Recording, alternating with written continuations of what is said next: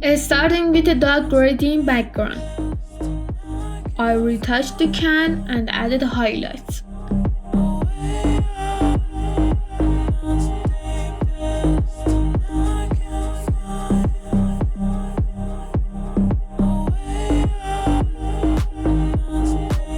Then I worked the logo to fit the surface.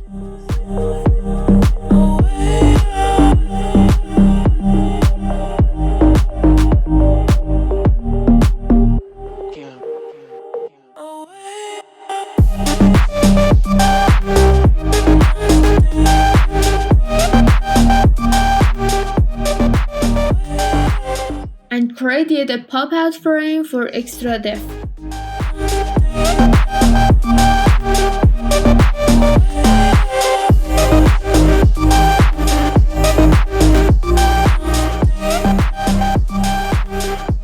Finally, I drop in the slogan and details.